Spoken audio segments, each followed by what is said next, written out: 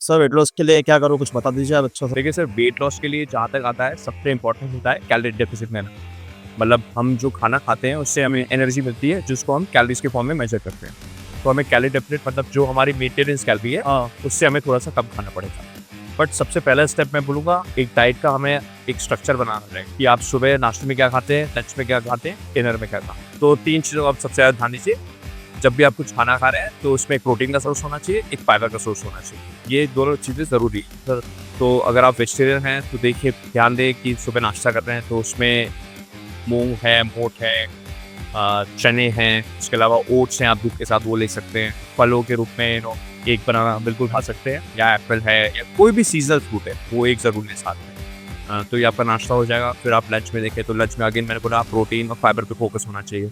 तो प्रोटीन का सोर्स है तो वेजिटेरियन लोगों के लिए बॉडी के सोर्स थोड़े लिमिटेड रहते हैं, नो डाउट। बट जैसे दालें हैं हमारी सब तरह की, उसमें अच्छा प्रोटीन का सोर्स होता है। इसके अलावा दही है, अच्छा प्रोटीन का सोर्स है।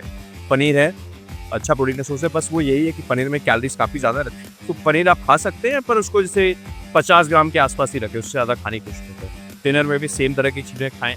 दाल एक प्राइमरी सोर्स होना ही चाहिए, क्योंकि वेजिटेरियन है।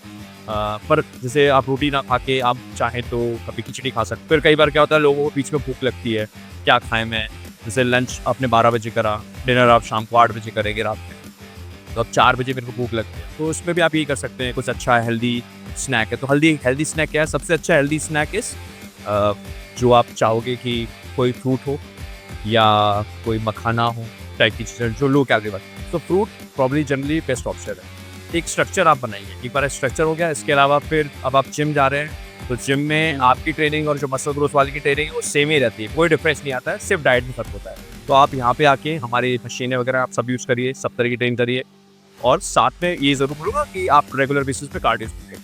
तो अगर आप इतना कर रहे हैं तो 1 महीने के आसपास आपको रिजल्ट दिखेगा। प्रॉब्लम क्या है कि लोग फास्ट पेस लॉस चूज़ करते हैं कि मेरे को ना 1 महीने में 5 करना है, 2 महीने में 10 करना है। वो क्रैश डाइट करके वो हो भी जाएगा, बट कुछ ऐसे ही आप वो छोड़ेंगे, उसमें आपका वेट वापस नहीं बढ़ जाएगा। तो ये स्लो स्टडी आप कोशिश करिए हर महीने 1 से 2 किलो वेट कम करने का मेरा टारगेट हो, जो अचीवेबल है और जो ईज़िली मेंटेन में हो सकता है। तो इतना सब करेंगे तो डेफिनिटली आपको इम्प्रूवमेंट मिलेगा।